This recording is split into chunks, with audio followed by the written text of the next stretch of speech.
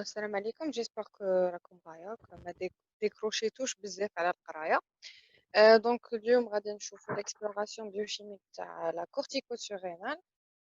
Il faut savoir que فيها des schémas qui sont assez compliqués mais que je vais essayer de simplifier le plus possible. Par contre, j'aurai besoin de votre concentration vraiment maximale. Et Tani, vous avez libre recours à poser des questions parce qu'il y aura des moments où peut-être que ça va se compliquer.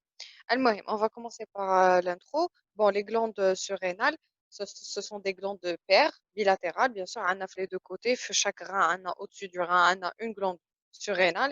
La glande surrénale, elle est divisée en deux. C'est-à-dire que quand je chauffe la glande surrénale en elle-même, on a deux parties. Il y a une partie cortico-surrénale et une partie médulo-surrénale. Où les deux parties, ce sont des glandes. En gros, fait une seule glande, on a deux glandes.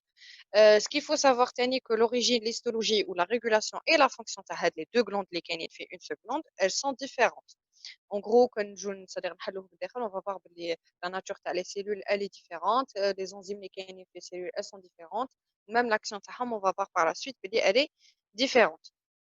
Donc, les deux glandes Gona, elles sont situées chacune sur le pôle supérieur du rein. Ce qu'il faut savoir, c'est que puisque le rein normalement gauche, il est plus élevé que le droit, ce qui fait que la glande surrénale gauche, elle est plus allongée, elle est plus dans une situation haute par rapport à la glande droite. Quoi d'autre? Ça a une forme aplatie, ça a environ 5, etc. C'est pas grave. Ce qu'il faut savoir, c'est qu'ils sont entourés d'une capsule. Elle dit que la capsule, elle est fibreuse et donc elle est très, très, très fragile. Il y a une partie haka en haut. D'ailleurs, je ne sais pas si vous arrivez à la voir ici. En tout cas, si vous suivez le curseur, vous allez voir qu'il y a une capsule en haut. Et la capsule, elle est très, très, très fragile ou très fibreuse, ce qui fait que la manipulation de la glande surrénale, elle est très délicate, ou ce qui fait en même temps que tu es fortement vascularisée. Elle a une importante vascularisation périphérique. C'est normal parce que tout simplement, la glande, elle va se mettre à sécréter des hormones. Donc, les hormones, il faut qu'elles arrivent le plus rapidement possible la circulation sanguine. C'est ce qui fait que très vascularisé. Donc jusque-là, il n'y a rien d'extraordinaire. Alors, ça, on va voir l'anatomie interne. On a deux zones bien distinctes. On a une partie périphérique, ce qu'on appelle la cortico-surrénale. C'est normal parce qu'on est le cortex. Et on a la partie en profondeur qui est la médulo-surrénale. On a une coloration qui est brun rougeâtre. Il faut savoir que la partie corticale, elle représente 80% et que la partie médulaire, elle représente que 20%. En gros, si vous voulez, c'est-à-dire mieux voir, on a la partie corticale qui est beaucoup plus épaisse que la partie médulaire. Là, on peut le voir. Là, on va entrer dans le détail de la partie corticale. Donc, là, on a la partie corticale. La partie corticale, elle est divisée en trois, où chaque partie a un rôle. Donc, la partie, la partie glomérulaire ou la zone glomérulée, où c'est une zone qui est peu épaisse. La zone, elle est responsable de la sécrétion des minéralocorticoïdes, notamment l'aldostérone. On a la zone la plus épaisse, c'est la zone fasciculée. La zone, elle est responsable de la synthèse des glucocorticoïdes, notamment le cortisol. On a en dernier la zone réticulée. La zone réticulée, c'est une zone qui est un peu épaisse et elle est responsable de la synthèse des androgènes. Parce que l'eau, la glomérulée, parce que les cellules échouent le glomérule. La fasciculée, elles sont, c'est-à-dire disposées sous forme de, comment dirais-je, de chaînon, on va dire. Donc, c'est une zone fasciculée. Et en plus, on a la zone réticulée, c'est-à-dire c'est presque des petits réticules. Elle dit toujours, on a le cortex, donc la zone corticale qu'on a divisée. Dans la zone médulaire, on remarque le trou, on va dire, c'est ce qu'on appelle le lac sanguin. C'est très important qu'il contienne beaucoup d'irrigation à ce niveau-là parce que tout simplement, les trois zones plus la zone médulaire, ils vont tous en quelque sorte déverser avec le lac sanguin. On a une veine qui est principale, d'ailleurs, la veine principale, elle va prendre les hormones qui vont être sécrétées par les trois, voire les quatre zones. Donc, c'est ce que je disais. La zone glomérulée, elle va nous donner des minéralocorticoïdes, principalement l'aldostérone. La zone fasciculée, elle va nous donner les glucoprotéines, principalement le cortisol. Et la zone réticulée, elle va sécréter les androgènes. Ok. Est-ce que jusque-là, on est bon? Oui, bien sûr. Donc, c'est simple. On a la zone Lula, glomérulée, elle va synthétiser les minéralocorticoïdes.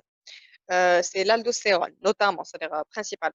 La zone fasciculée, elle va synthétiser les glucocorticoïdes, notamment le cortisol. Ou la zone réticulée, elle va synthétiser les androgènes, les ou le testostérone, oestrogène, etc. على حسب le besoin, tu as le corps. Oui, jusque-là, j'ai rien dit d'important, mais j'y vais doucement. D'accord. Alors, la physiologie des hormones. Ce qu'il faut savoir, on va commencer déjà par la synthèse. Tu as la partie cortico-surrénale. Donc, la partie cortico-surrénale, elle va synthétiser des hormones qu'on appelle des hormones stéroïdiennes. Alors, on les appelle des hormones stéroïdiennes parce que tout simplement, l'origine تاعهم, c'est le cholestérol. Puisque l'origine تاعهم, c'est le cholestérol, donc on va les appeler automatiquement des hormones stéroïdiennes. Le cholestérol من غادي يجي يقد يجي يقد يكون endogène يقد يكون exogène. La plupart du temps le cholestérol تاعنا il est exogène. Moi ce sera un cholestérol, c'est-à-dire qui est apporté par l'alimentation.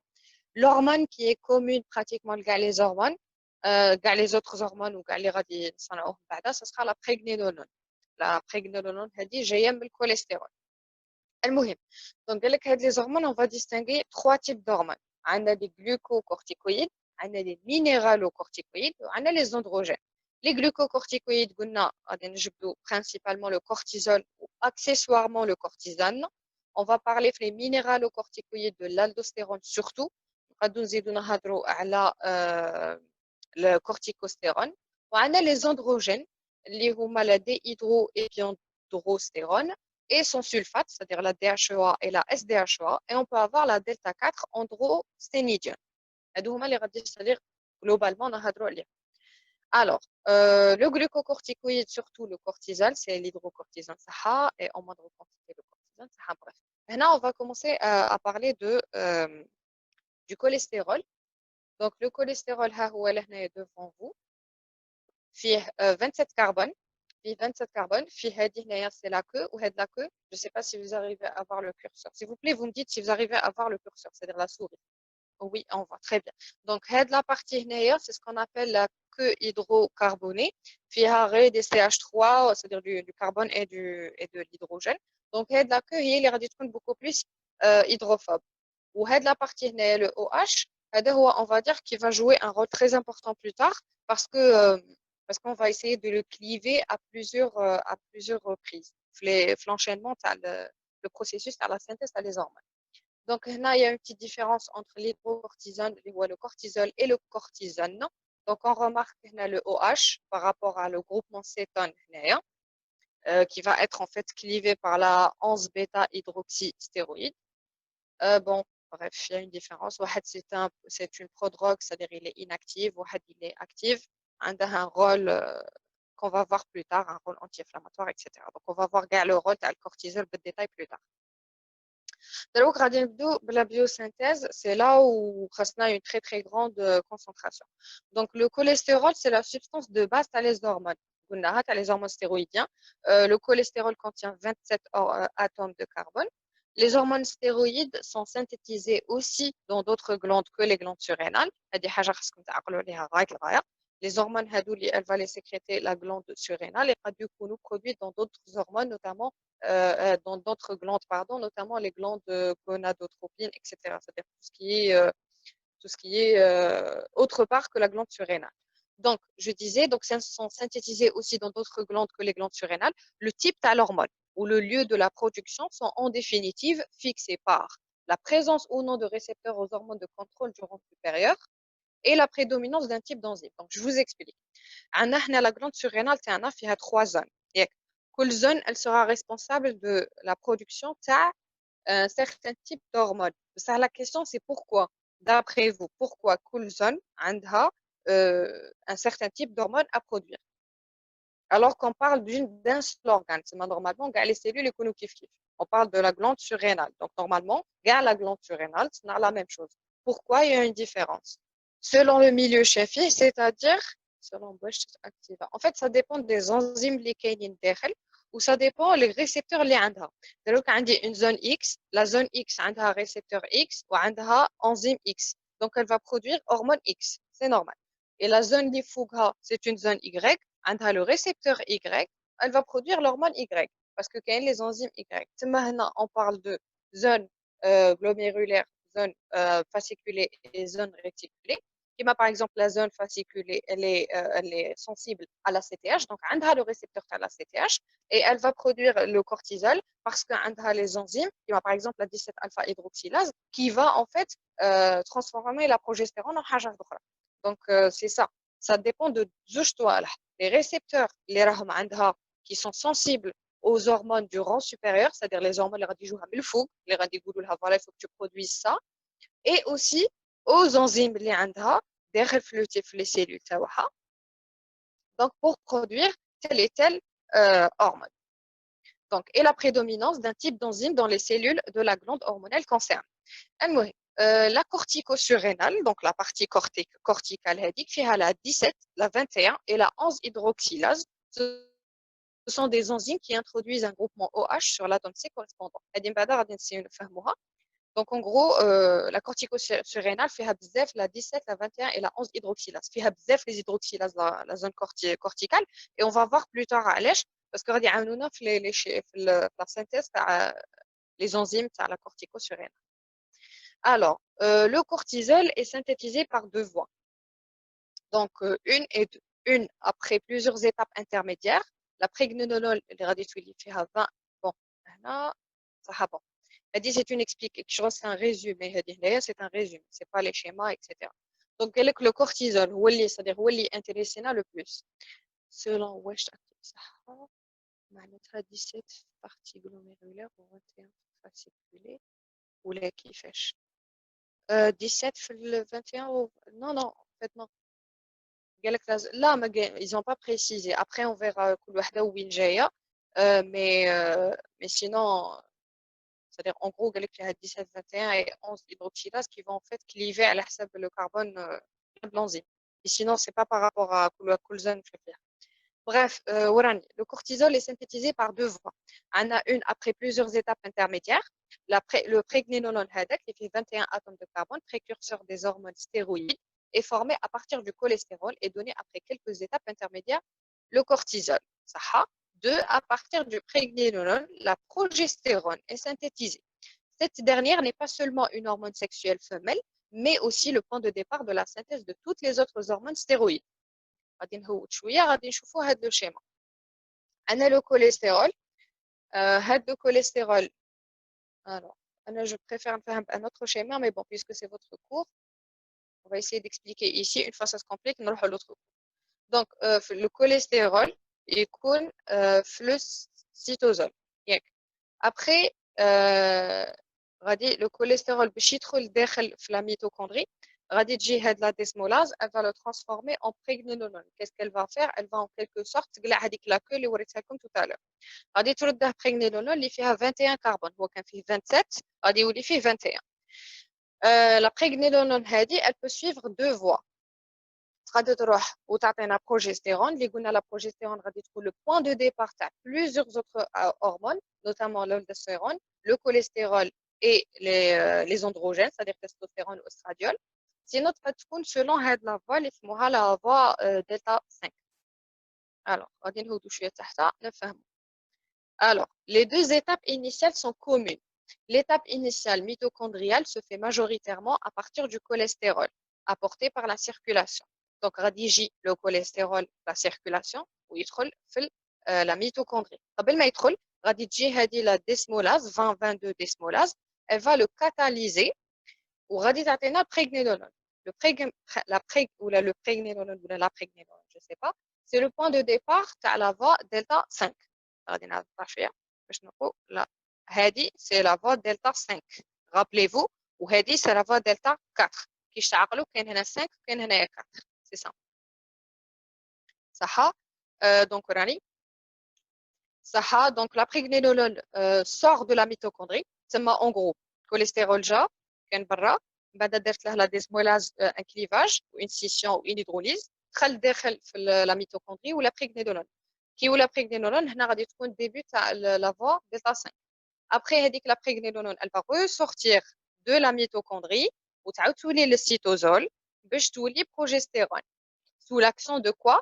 De la 3 bêta hydroxy déshydrogénase et la delta 4,5 stéroïde isomérase. Jusque là رانا عاده في l'étape progestérone. دروك غادي نديكم لواحد لو شيما. Voilà le schéma. Ah, voilà le schéma. Est-ce que vous arrivez à voir le schéma? Oui, d'accord. Alors, هنا راه عندنا comme on peut le voir هنا le cholestérol اللي قلنا غادي يكون في السيتوزول غادي يدخل في la mitochondrie. كي يدخل في la mitochondrie sous l'action تاع la desmolase غادي يولي prégnénolone. هاد la prégnénolone elle peut suivre plusieurs voies notamment sous l'action تاع la 3 bêta hydroxystéroïde déshydrogénase 3 bêta HST غادي تولي progestérone ويخرج من la mitochondrie. Donc la progestérone elle peut soit subir une 17 alpha hydroxylase. Elle va rédiger la 17 alpha hydroxylase. Elle va la transformer en 17 alpha hydroxyprogestérone. L'irradie, elle va subir encore une autre action sous la 21 alpha hydroxylase. On va la 11 désoxycortisol. Elle va être clivée par la 11 alpha bêta hydroxylase ou le cortisol. Si on veut fabriquer du cortisol chardindiro غادي prégnénolone sous l'étape تاع 3 bêta HSD غادي تولي progestérone. La progestérone غادي تجي عندها la 17 alpha hydroxylase وتولي la 17 alpha hydroxylase progestérone. غادي تجيها une autre action تاع la 21 alpha hydroxylase وتردها لنا 11 désoxycortisol تعاود تدخل في la mitochondrie ou في le réticulum endoplasmique lisse. Elle va subir encore une hydroxylation par la 11 bêta hydroxylase, le cortisol. S'il vous plaît, doucement, c'est normal, c'est tout à fait normal. Donc, je vais essayer de vous réexpliquer.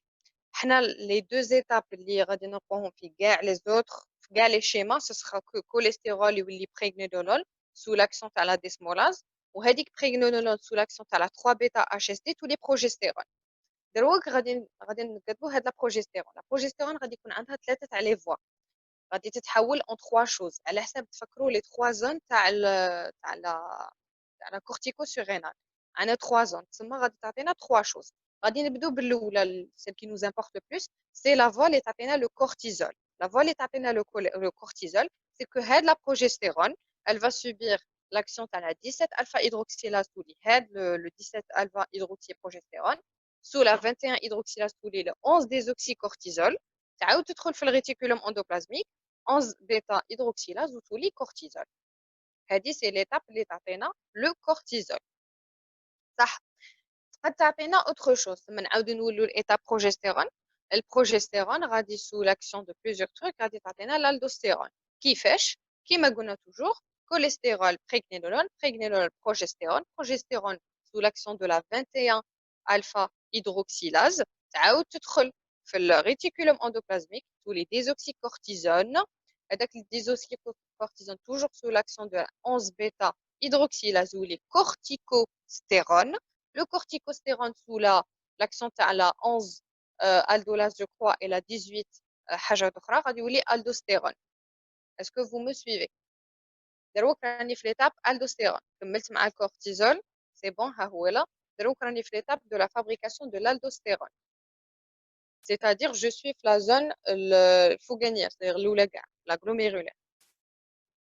Très bien, donc je répète cholestérol, prégnénolone, progestérone, désoxycorticostérone, sous l'action de la 21 alpha hydroxylase. En fait, c'est quoi 21 alpha hydroxylase? C'est qu'au niveau du carbone alpha, on a clivé un hydrogène.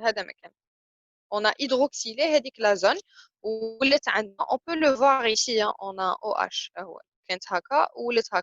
Donc 21 alpha hydroxylase, زدنا هذاك le OH ici, ou la désoxycortisone. Le désoxycortisone جات عندها la 11 bêta hydroxylase ou la corticostérone à ce niveau-là. Ensuite, on a deux autres enzymes qui entrent en jeu après, donc on نقروهم. يولي عندنا l'aldostérone. Pour l'aldostérone, est-ce que c'est bon? Sinon, je peux répéter, il n'y a pas de souci. C'est bon, très bien. D'accord. Donc, رانا صنعنا cortisol ou صنعنا aldostérone. نقدروا نصنعوا autre chose qui est les androgènes. Donc, les androgènes غادي ندو طريق واحدة أخرى.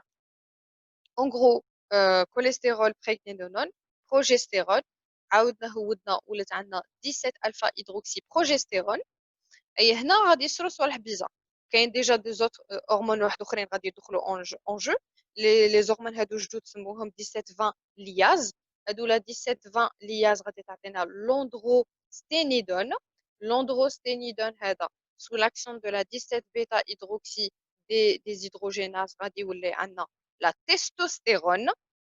Et la testostérone sous l'action de l'aromatase غادي تولي estradiol. غادي تولي estradiol. Pourquoi? Parce que pourquoi اسمها aromatase? Parce qu'elle va toucher le noyau aromatique. كان عندنا cétone هنا ولا OH, on peut très bien le voir. ولا سموه estradiol parce qu'on a deux OH ici. Et puis صح نقدو au niveau du foie ou du placenta نردوها l'estriol. J'espère que jusque là c'est clair. Donc قلنا عندنا كي تتحول الكوليسترول بريغنينولون تعطينا progestérone. La progestérone sera suivie trois voies. La première voie, ce sera la voie, on va dire, la zone glomérulée. Les radis تعطينا l'aldostérone qui fèche. غادي هذه تتحول sous forme de plusieurs enzymes على حسب l'enzyme. تعاود تدخل في الريتيكولوم endoplasmique تعطينا aldostérone. Sinon, sous l'action de la 17 alpha hydroxylase غادي تعاود ثاني هي تدخل في الريتيكولوم endoplasmique وتعطينا cortisol. Sinon, ما تعاودش تدخل في الريتيكولوم endoplasmique. Elle sera sous l'action de la 17-20 liase وغادي تعطينا les androgènes en général اللي قد يكونوا تستوستيرون يقدروا يكونوا استراديول قد يكونوا استروجين etc. غادي نعاودوا نولوا نقروا كل شيء بالديتاي pas de souci. Alors essayez de me suivre هنايا c'est bon هنايا c'est bon. Alors les voies différenciées. La biosynthèse des glucocorticoïdes. Donc, quand je dis glucocorticoïdes, ça veut dire quoi, s'il vous plaît? Quand je dis glucocorticoïdes, majoritairement, c'est qui? Très bien, c'est le cortisol. Donc, le cortisol, donc, on va dire, c'est la voie à la fabrication de le cortisol. On a la progestérone qui va subir l'action successive de la 17-alpha, de la 21-alpha-olase microsomale et de la 11-bêta-olase mitochondriale. Est-ce que vous arrivez à voir la différence? Parce que vous avez tout à l'heure, il y a la mitochondrie, qui conduisent respectivement à la 17-alpha-OH progestérone la 17-alpha-OH progestérone, من موراها ولات la 11-désoxycortisol, من موراها ولات le cortisol. تعطينا aussi le cortisone qui est صحة, qui provient du cortisol sous l'effet d'une 11 bêta صحة. Bon, bref, هذا il nous importe pas beaucoup. هذا c'est le cortisol. صح. Est-ce que ici c'est clair, s'il vous plaît? قلنا باللي عندنا la progestérone غادي بلا 17 alpha olase غادي تولي 17 alpha hydroxyprogestérone. même راها sous l'action de la 21 alpha olase غادي تولي 11 désoxycortisol ou l'action تاع la 11 bêta olase غادي تولي le cortisol. OK. ها هي لهنايا ها هي la progestérone sous l'action de la 17 alpha ou 17 hydroxyprogestérone sous l'action de la 21 hydrolase ou la désoxycortisol action à la 11 bêta hydrolase ou le cortisol. كيفاش composé F ou composé E لازم نعقلوا عليهم. Composé F هو c'est le cortisol ou composé E هو le cortisone. Je crois que هذه كاينه في كاش شيما وبصح الشيما ما راش عندنا. À moins qu'il y a quelque part où c'est nommé composé E, composé F, I don't know. D'accord. Là, on peut voir. Voilà. Bon, est-ce que vous arrivez à me suivre le schéma? Cholestérol, prégnénolone, progestérone. Progestérone ou les 17-OH progestérone. من موراها ou le désoxycortisol. ومن بعد ou le cortisol. C'est simple. Ça, on continue. La biosynthèse داروك تاع les minéralocorticoïdes. Quand je dis minéralocorticoïdes, je compte principalement, s'il vous plaît, minéralocorticoïdes. Dans quelle zone je suis et je compte principalement, on va le produire. Aldostérone, très bien. Dans quelle zone? Oui, je sais, on est toujours dans le cortex, mais c'est la zone glomérulée. C'est la première zone. Alors, biosynthèse des minéralocorticoïdes, elle se fait aussi selon la voie delta 4. La progestérone est d'abord transformée en désoxycorticostérone par la 21 désoxylase microsomale, où le DOC HEDEC pénètre dans la mitochondrie, où elle est transformée en corticostérone par la 11 bêta hydrolase, puis en aldostérone par la 18 bêta. هنا اللي قلت لكم il y a d'autres enzymes اللي مانيش عاقله عليهم اللي هما لا 11 بيتا هيدرولاز وال 18 بيتا. غادي نعاود نولي لهذاك لو شيما باش ما تتوتروش. رانا في هاد لا فوا قلنا بروجستيرون sous l'action de la 21 غادي تولي ديزوكسي corticostérone. Sous l'action de la 11 bêta hydrolase غادي تولي corticostérone. Ou sous l'action de la 18 aldolase غادي تولي aldostérone. Sous l'action, c'est-à-dire هنا كاين la aldostérone synthétase اللي هي la 18 aldolase. Elle va devenir l'aldostérone. Rappelez-vous que هنا عاودنا دخلنا في la mitochondrie. C'est pour la fabrication de l'aldostérone. Ensuite, on a la biosynthèse des androgènes surrénaliens. Elle emprunte essentiellement la voie delta 5. C'est le schéma. Donc, c'était la voie à les delta 4, c'est la voie à les delta 5. En gros, les delta 5, on a beaucoup plus les androgènes. Rappelez-vous de ça brièvement. La voie delta 5, qui est tout droit, on a beaucoup plus les androgènes. En effet, quand on va trouver qu'on retrouve les androgènes. Très bien. Donc, comment ça se passe? Alors, ça a delta 5 en dehors de la mitochondrie. Donc, كنا نهضروا قبيله على minéralo وعلى corticostéroïdes, كنا نهضروا على mitochondrie. دروك رانا hors de la mitochondrie, c'est-à-dire رانا في le cytosol. La prégnénolone et son sulfate, c'est-à-dire قلنا قبيله كاين la prégnénolone et le sulfate تاع prégnénolone subissent l'action de la 17 hydroxylase. صح؟ ثم jusque là on est bon. Prégnénolone 17 hydroxylase. من موراها تجي اللي قلت لكم tout à l'heure la 17-20 liase. اللي هما la 17-20 desmolase. Elles vont couper la chaîne latérale du noyau stéroïdien pour donner respectivement la DHA et la SDHA. Puisque on a une prégnénolone et sulfate de prégnénolone, c'est la DHA et le sulfate à la DHEA. Alors, la delta 4 endosténidione provient de l'action de la 17 bêta hydroxygénase sur la DHA. Qu'elle agisse dans la mitochondrie ou au sein du réticulum endoplasmique lisse. Bref, la fabrication des androgènes. Hop, hop, hop.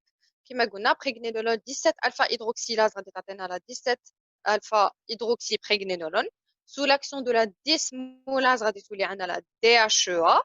وهذيك la DHEA sous l'action des autres enzymes غادي تعطينا la 5 androsténidiol. La 5 androsténidiol هذه sous l'action de je me rappelle plus quelle enzyme تعطينا la testostérone. Ou la testostérone sous l'action de l'aromatase. Rappelez-vous très très très bien de l'aromatase. غادي تعطينا le stradiol. Est-ce qu'on peut la trouver ici? Oui. On est la voie 5, la mitochondrie. Prégnénolone, sous l'action de la 17 hydroxylase ou la 17-OH prégnénolone. Ensuite, ou la DHEA, voilà. Et ensuite, le sulfate, pareil.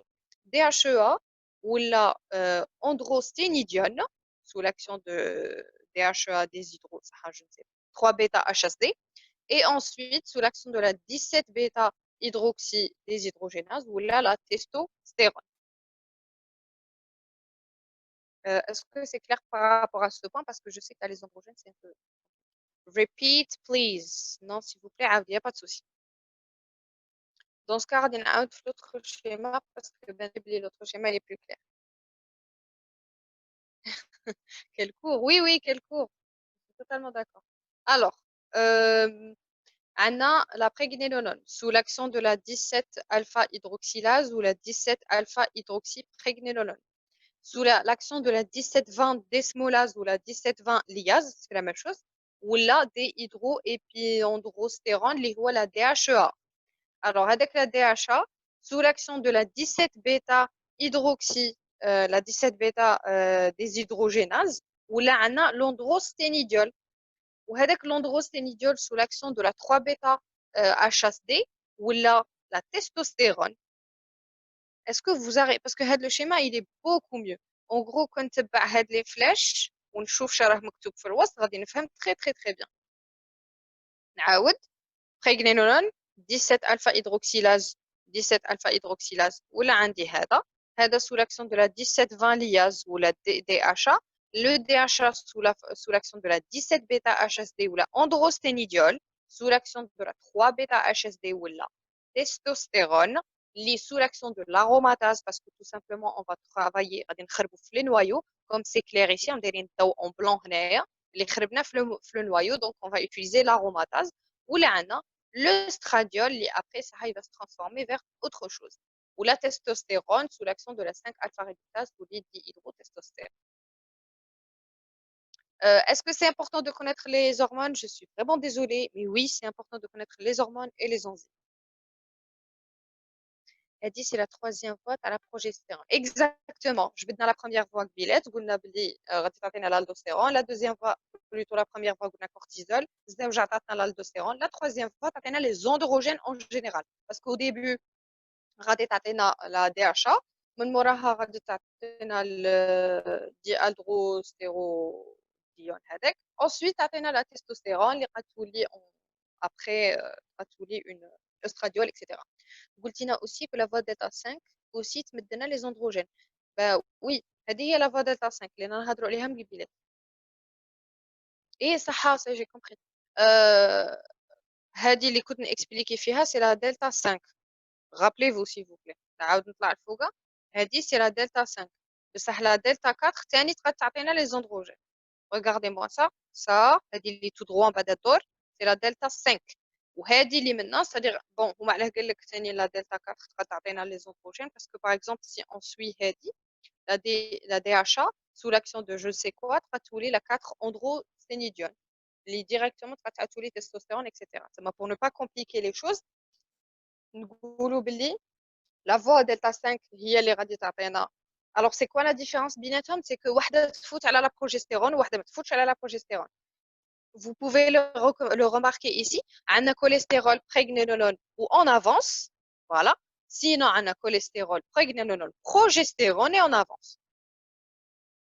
Vous voyez la différence? C'est que ce soit delta 4 ou la delta 5. Puis, je regarde on a les androgènes, mais la delta 5 ما غاديش تفوت على la progestérone وواحدة غادي تفوت على la progestérone. C'est ça la différence entre les deux. Est-ce que c'est clair jusque-là? Oui, mais les étapes كي شغل وحده نيشان وحده تبدلي طريق. Oui, c'est ça en fait, c'est ça. عندك وحده tu vas passer par la prégnénolone et tu vas fabriquer les androgènes اللي هما كاع هادو ولا وحده tu vas passer par la progestérone tu vas descendre pour fabriquer les androgènes. هذا ما كان. Oui, je comprends mais في les étapes تخلط في chaque enzyme اللي يستخدموهم. هنا il faut que تريحوا مع رواحكم bien comme il faut ou quelles sont les enzymes utilisées في quelle partie. Par contre, faire le schéma, تبان لي بلي c'est plus clair. عندك il faut se rappeler que في début les deux voies c'est-à-dire les deux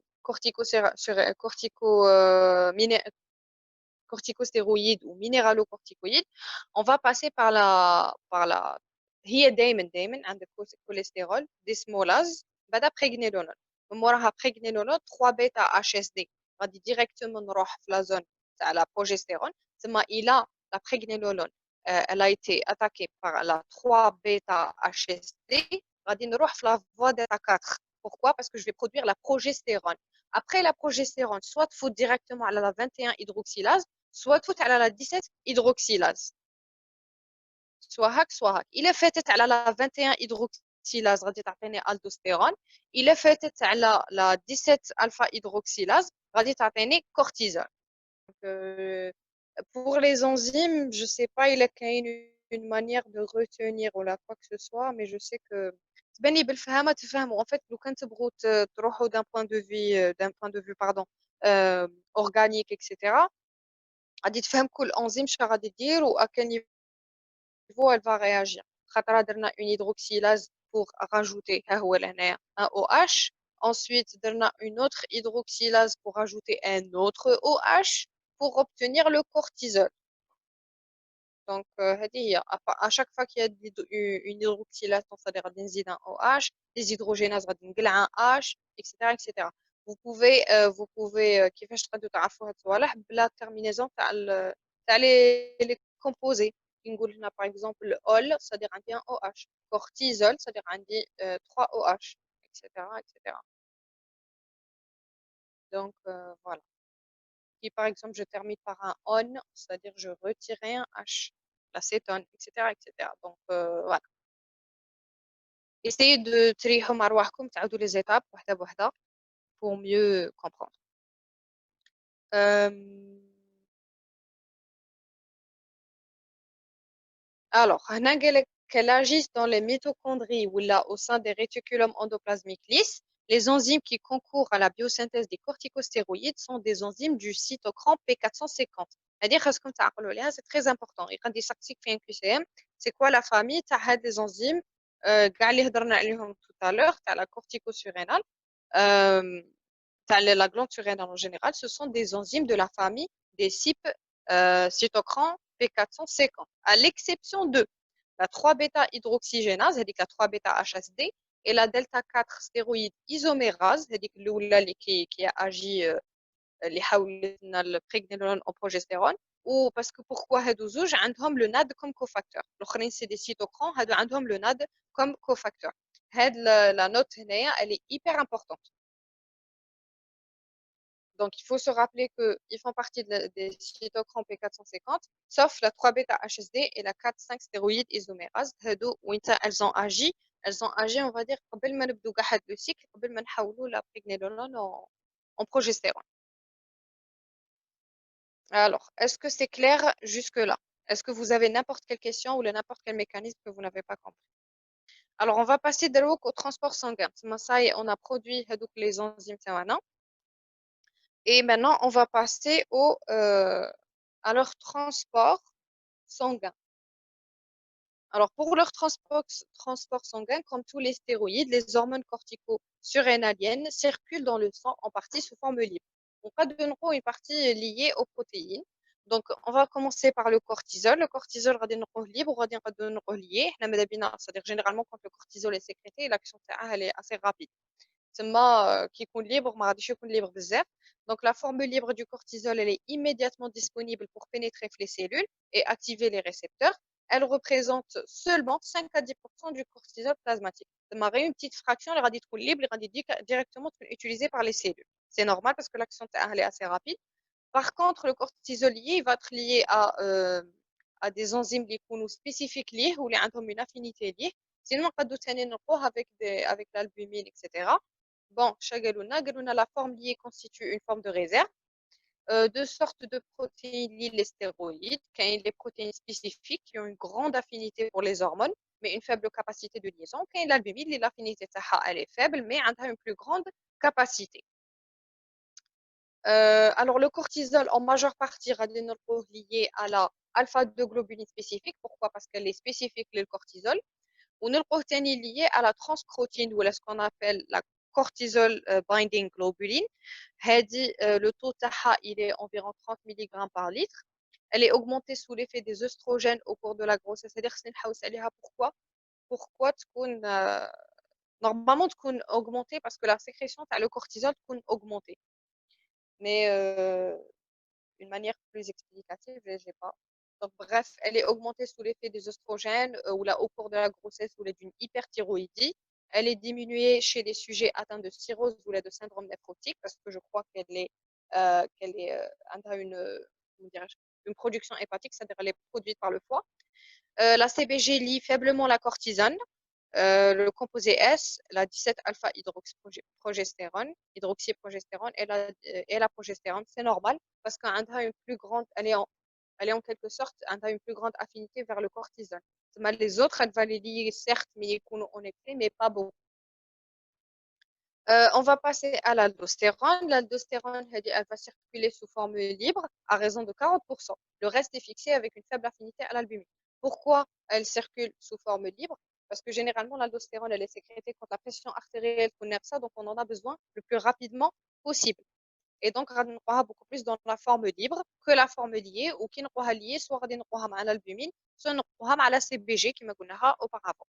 Les androgènes, la DHA et l'androsténidione sont en grande partie liés à l'albumine, liés à l'albumine à 90%, et pour seulement 3% pardon, à la protéine vectrice spécifique des stéroïdes gonadiques, c'est-à-dire liés 90% à l'albumine, ça réchouille à les protéines gonadiques, qui va par exemple la testosterone binding protein ou la sex binding protein, où leur fraction libre elle est inférieure à 10%.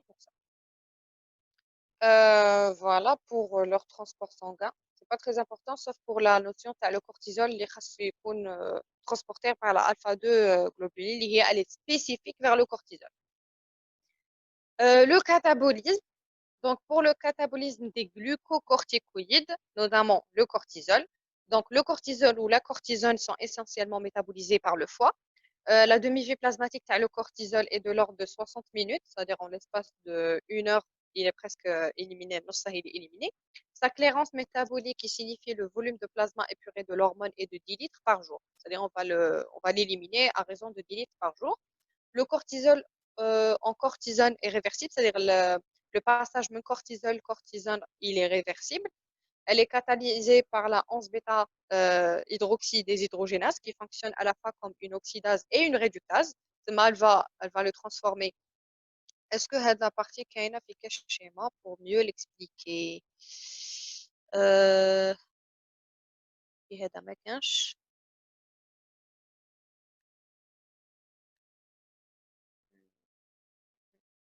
crois au début non. Alors voilà le cortisol. Non, non. Bref, en tout cas, la 17 bêta hydroxydéshydrogénase, elle va transformer le cortisol en cortisone et غادي تكون عندها كشغل عندها une double action. Parfois, elle va être réductrice وغادي تعطينا عندها une action réducteur ou réductase وتعطينا le cortisone, c'est-à-dire غادي تحول cortisol إلى cortisone. Ou parfois, au niveau du tissu adipeux et du rein, ou qui sont une forme de stockage, où elle va transformer le cortisone en cortisol au niveau du foie. Donc, maintenant, c'est le catabolisme détail. Je ne vais pas vraiment m'attarder là-dessus parce que c'est pas important. Donc, après, vous pourrez lire ça et vous, c'est-à-dire bien comprendre. Par contre, bien que ne présentant pas 1% de la production du cortisol, le cortisol libre urinaire est un bon reflet de la sécrétion glucocorticoïde quotidienne de la surrénale, de la glande surrénale. En gros, elle signifie que après qu'il une exploration, le cortisol libre urinaire parce qu'il peut refléter qui fait la sécrétion de les glucocorticoïdes et quotidienne. Alors, le catabolisme les minéralocorticoïdes. Donc, l'aldostérone a une clairance métabolique rénale de 1500 litres par jour, c'est bien. C'est la valeur qui correspond au flux sanguin hépatique, ce qui signifie que le plasma subit une épuration totale en une seule traversée du foie. C'est marrant, il faut le sang, elle a le foie une seule fois, elle a le rein, c'est bon. Elle est épurée. Pour les androgènes ont une clairance métabolique rénale de 1600 litres par jour pour la DHA et 200 litres par jour pour la D2, la D4 androsténidione. La DHEA et la SDHEA sont convertis en D4 androsténidione, plaque tournante du catabolisme des androgènes surrénaliens. هذه نقدروا نعاودوا نطلعوا فوق نشوفوها. شفناها d'ailleurs هنا باللي la DHEA غادي تولي ها هي la DHA la DHEA غادي تولي 4 androsténidione. C'est-à-dire vous pouvez le voir. Est-ce que vous arrivez à voir ces flèches? Normalement oui. Donc c'est une plaque tournante في la production les androgènes en général. وراني صحة اوكي. La D4 androsténidione suit alors deux voies métaboliques. هادو اللي راهم دايرهم en rouge, c'est important. On a la voie des 17 cétostéroïdes ou la voie des 17 hydroxystéroïdes. Donc, la 17 cétostéroïdes est une voie d'inactivation qui consiste à une double réduction. En gros, la 4 androsténidione une double réduction en 5 et en 3. Et ça va conduire à deux dérivés principaux, l'androstérone et l'éthiocolanone conjugués, puis éliminés dans les urines. Sinon, la voie zéojate à la 17 hydroxystéroïdes, elle va faire le contraire. C'est une voie d'activation. Il s'agit de la transformation sous l'effet de la 17-bêta cétoréductase de la D4 androsténidione en testostérone. En gros, Wahda, elle va éliminer la D4 androsténidione, donc elle sera éliminée par voie rénale, ou l'autre, elle va réactiver. C'est une manière de le cycle entérohépatique. Élimina, mais activa. Donc, cette voie a surtout de l'importance chez la femme. Donc, 40 à 60% de la testostérone circulante provient de la conversion des androgènes surrénaliens. Ça va nous renseigner sur la testostérone qui est de la femme, parce que la conversion de la femme. En cas où il y a de la femme une testostérone qui est élevée, ça ne veut pas dire qu'elle est en train de produire beaucoup plus de testostérone ou elle a un problème d'aromatase, mais elle a beaucoup plus un problème qui est la conversation, la conversion la raïtender bzef. Donc il est où la conversion, on va trouver des taux élevés chez la femme en testostérone. La notion elle est importante. La testostérone par le foie et les tissus hépatiques, ça a une réduction en 5 et en alpha, ou t'as l'androsténidiol urinaire qui va être éliminé. Est-ce que c'est clair par rapport au métabolisme et au catabolisme? C'est les hormones surrénaliennes. J'espère que vous arrivez toujours à suivre parce que là, c'est des notions ziyada, c'est tout. Ok, bref. Alors, pour les propriétés physiologiques, on va commencer par les glucocorticoïdes. Les glucocorticoïdes ont plusieurs actions, notamment une double action métabolique. Rappelez-vous que les petits points bleus, c'est l'action métabolique des glucocorticoïdes. Qui n'a droit à la glucocorticoïde, on va parler principalement du cortisol. Donc, on a une action au niveau du métabolisme protidique, au niveau du métabolisme glucidique, lipidique.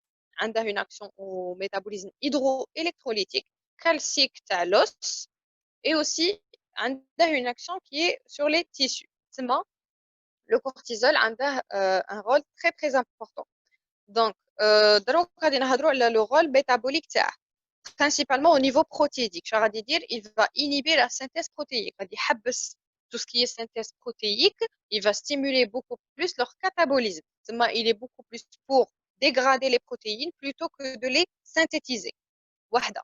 Zouj, pour le métabolisme glucidique, il va beaucoup plus favoriser la néoglucogénèse, où il va diminuer la consommation périphérique du glucose. En gros, غادي يزيد لا puisque en même temps راه يديغرادي في لي بروتيين ويديغرادي في لي ليبيد اكسيتيرا تما غادي يزيد لنا لي سورس اللي نقادو بهم نديرو لا néoglucogénèse.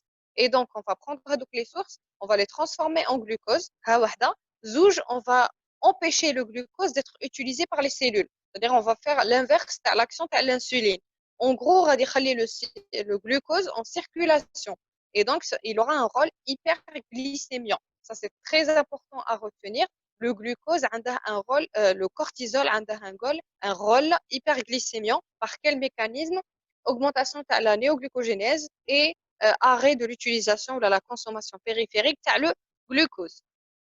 Il aura aussi un métabolisme, une action sur le métabolisme lipidique. Le cortisol il va diminuer la lipogénèse, mais la lipogénèse mais beaucoup plus, il va favoriser la libération des acides gras. Donc en gros, un rôle, c'est-à-dire il va stopper la synthèse des lipides et les protéines et il va favoriser beaucoup plus leur catabolisme par libération des acides gras libres. L'action sur le métabolisme hydroélectrolytique, bon, là c'est important. À faible dose et à forte dose. À faible dose, le cortisol, qu'est-ce qu'il va faire? Il va accroître la filtration glomérulaire et, l'excrétion de le sodium. Donc en gros, il va favoriser l'excrétion de le sodium. C'est bien, on est bon, on de la filtration glomérulaire. Par contre, À forte dose, on a des effets euh, qui m'a les minéralocorticoïdes. Donc, en gros, à forte dose de cortisol, tous les interactions qui m'a l'aldostérone. Donc, je vais dire une rétention accrue du Na+, ça va dire hypernatrémiant et hypocalémiant. Radizid le Na+. Essayez de comprendre ça autrement. Donc, l'action de l'aldostérone, c'est quoi? J'ai pas compris le métabolisme glucidique. D'accord, je finis ça et je reviens au glucidique.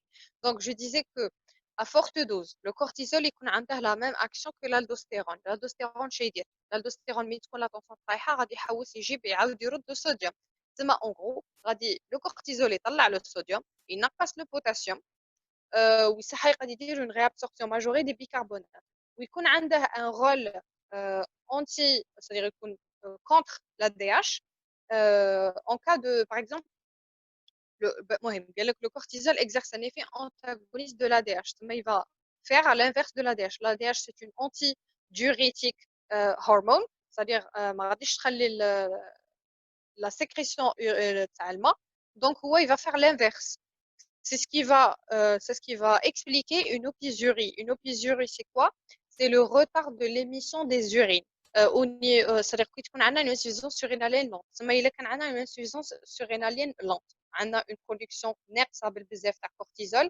Et donc, avec l'effet antagoniste de l'ADH, en gros, on aura un retard sur l'émission des urines. Alors, pour le métabolisme glucidique, c'est simple. Le glucose, il est hyperglycémiant. Qui fait hyperglycémiant? Radi favoriser la néoglucogénèse.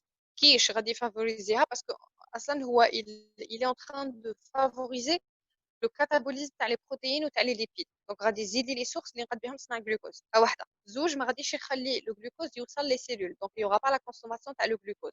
Donc, le glucose غادي يقعد في la circulation. Donc, qui يقعد في la circulation, automatiquement, on aura une hyperglycémie. Donc, le cortisol, il est hyperglycémiant et c'est très important de vous rappeler de ça. Donc, pour le rôle glycémique, lipidique, protéique, hydroélectrolytique, qui est très important, il faut vous rappeler de la notion à forte dose et à faible dose. En gros, à forte dose, il intègre le même rôle qui m'a les minéralocorticoïdes. Ou en cas d'insuffisance surrénalienne, on aura une opisurie qui est le retard de l'émission des urines. Parce que l'effet antagoniste de l'ADH, action sur le métabolisme calcique et sur les os. Donc, les glucocorticoïdes négatifs le bilan calcique par double mécanisme. Une baisse de l'absorption intestinale du calcium par effet antagoniste de la vitamine D. Donc, en gros, on en chute. Pourquoi? Parce que les glucocorticoïdes, notamment le cortisol, c'est l'antagoniste de la vitamine D. Normalement, je crois que tout le cours de phosphocalcique. Puisque c'est l'antagoniste à la vitamine D, l'absorption de le calcium va descendre correctement. Donc, mine l'absorption de calcium, c'est tout à fait normal qu'on ait des taux bas de le calcium. Une augmentation de la calciurie, conséquence de l'accroissement de la résorption osseuse, mais aussi de l'inhibition de la réabsorption tubulaire du calcium. Donc, ما غاديش يخلي الكالسيوم تصرى له une rétention, c'est-à-dire ما غاديش يعاود يولي في le sang. Et donc, puisque Maradishi Aoudi Willi, automatiquement, on va les urines. Donc, on aura une calciurie zaïda et aussi radizide la résorption osseuse. Alors, action des glucocorticoïdes sur les tissus. C'est une action métabolique. Donc, on va parler de l'action sur les tissus. Alors, chez l'enfant, les glucocorticoïdes réduisent la croissance osseuse par action directe sur le cartilage de conjugaison. La notion, elle est aussi importante. Les enfants, il vaut mieux les glucocorticoïdes mettre à la hausse parce qu'il y aura des qui diront la résorption osseuse ou ils aident l'élimination le calcium ou ils aident aussi diminution de l'absorption du calcium alors qu'on sait qu'un de l'enfant il chasse bzef le calcium pour assurer la croissance correctement. Donc, à faible dose, il peut causer une hypotension et à forte dose, il peut causer une hypertension. Si on veut, oui. Puisque à faible dose, il peut éliminer le sodium. Donc, oui, il peut causer une hypotension. Action sur les cellules sanguines. Donc, l'action sur les cellules sanguines, le cortisol, il va stimuler l'érythropoïèse, c'est ce qui est bien. Mais en même temps, ça va augmenter le nombre des polynucléaires neutrophiles circulants. عنده une action anti-inflammatoire et anti-immunitaire, on le sait très très bien que le stress minéside, on aura une sécrétion accrue de le cortisol. Qui dit sécrétion accrue de cortisol dit diminution de l'immunité de la personne, elle va être affaiblie.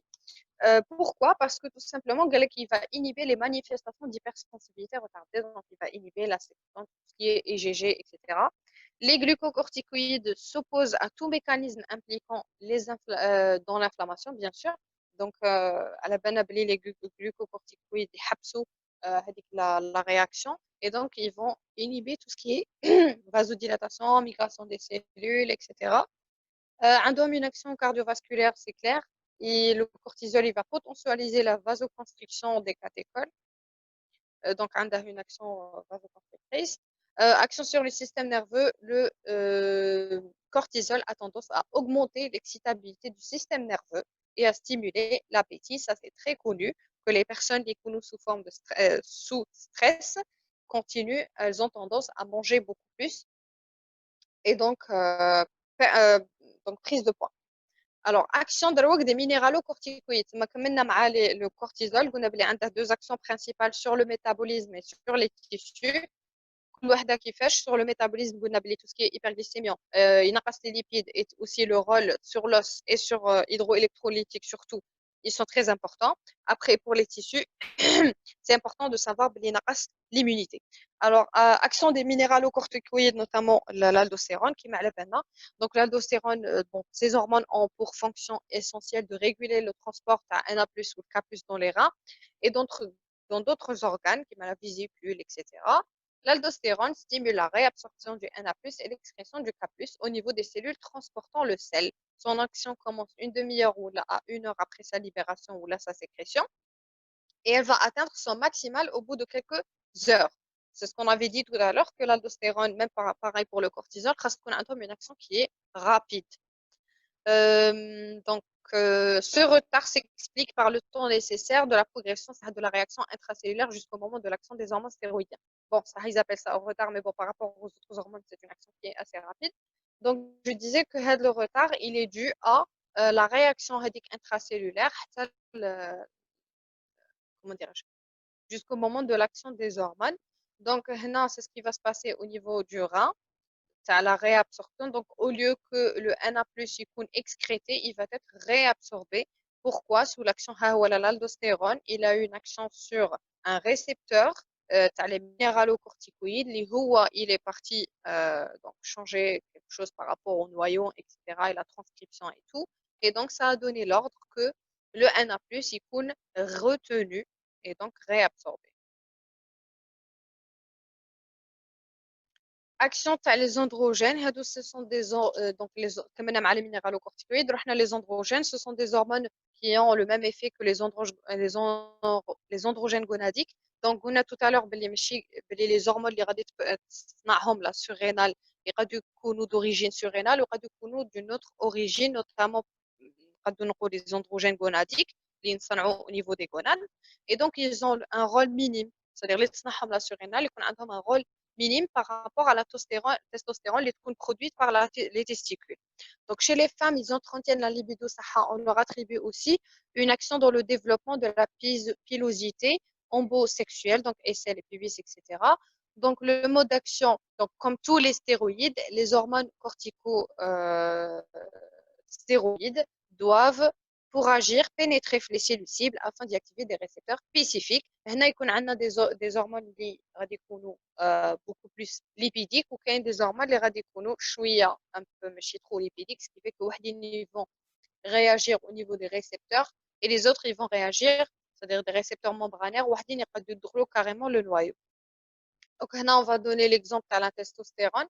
La testostérone, la cellule, elle va subir l'action de la 5-alpha réductase qui va la transformer en déhydrotestostérone. Et ensuite, il y aura toute une cascade comment dirais-je, de réactions.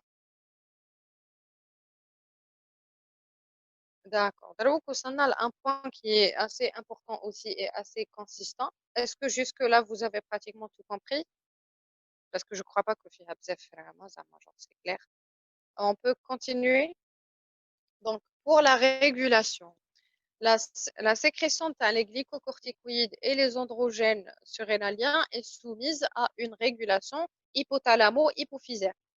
En gros, comment le stimuli ou le signal radigi au niveau de l'hypothalamus, les radis stimulent l'hypophyse, les radis stimulent la glande surrénale. Il faut savoir que la glande surrénale a un système nerveux tenu parce qu'elle est, c'est-à-dire elle est tout le temps presque en contact avec le cerveau, surtout que quand on dit que quand une personne est sous stress, il y a de la sécrétion par le cortisol. Là, ça explique le lien entre la glande surrénale et le cerveau. Si le cerveau est chamboulé, on va directement prévenir la glande surrénale pour sécréter beaucoup de cortisol. Donc, je viens ici, on va commencer par les glucocorticoïdes. Donc, le cortisol, rappelez-vous. Les glucocorticoïdes, qui fait ce sera c'est simple. L'hypothalamus, il va prévenir l'hypophyse. Donc, l'hypothalamus, il va prévenir l'hypophyse sous l'action de la CRH. La CRH, c'est quoi? C'est cortico-releasing hormone. Donc, ou la CRF, c'est la même chose. Donc, factors ou la hormones. Donc, la CRF, elle va prévenir l'hypophyse. Donc, il faut sécréter la CTH. La CTH, c'est adrenocorticotropic hormone. La CTH, va directement à la glande surrénale. Quelle zone, d'après vous, dans quelle zone la CTH va-t-elle avoir un effet? Exactement, elle aura un effet au niveau de la zone fasciculée parce que il y a la zone qui a des récepteurs pour la CTH. Je نعاود exactement je ما سمحتيش. Donc je reprends avec le point à la régulation. Elle est régulée par le système hypothalamo-hypophysaire. C'est غادي نبدا الاولى بالglucocorticoïdes. Donc on parle du cortisol هنايا. عندنا l'hypothalamus, il va prévenir l'hypophyse sous l'action de la CRF ou la CRH qui est la cortico-releasing hormone. Il va prévenir l'hypophyse. L'hypophyse, elle va sécréter l'ACTH, qui est adrenocorticotropic hormone, qui va prévenir la zone fasciculée. Elle sécrète le cortisol. Ok. Après, on peut aller. Alors, il faut savoir que la CTH a un rôle direct avec la desmolase. Je ne sais pas si vous arrivez à vous rappeler la desmolase shadir. En tout cas, la desmolase, elle va transformer le cholestérol en pregnénolone باش يقدر يدخل في la mitochondrie. Donc, la desmolase plus la CTH, elle est sécrétée, plus la desmolase, comment dire, elle fonctionne. Donc, je ne sais pas si vous arrivez à voir le lien.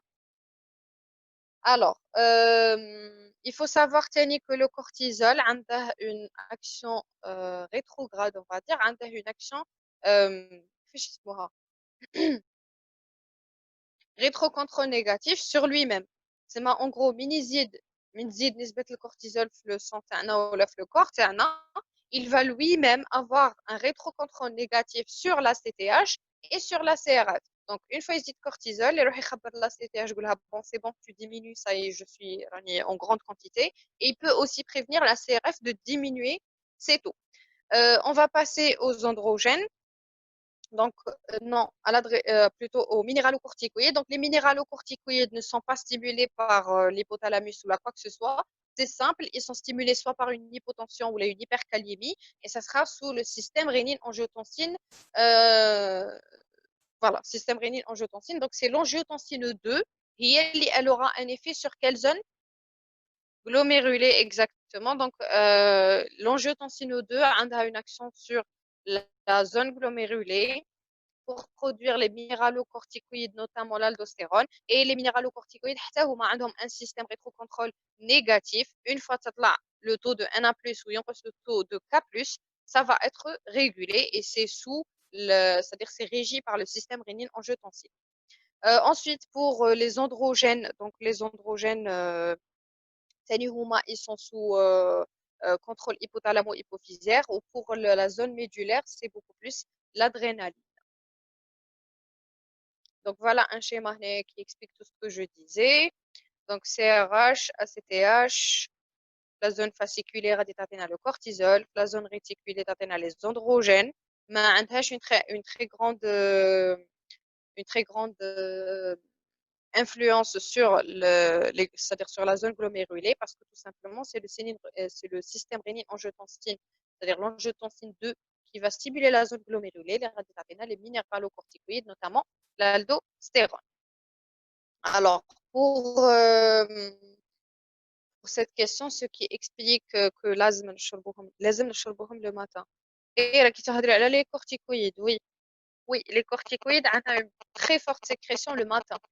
تسمى لو كان ما نشربش انا les corticoïdes le matin, نشربها par exemple l'après-midi.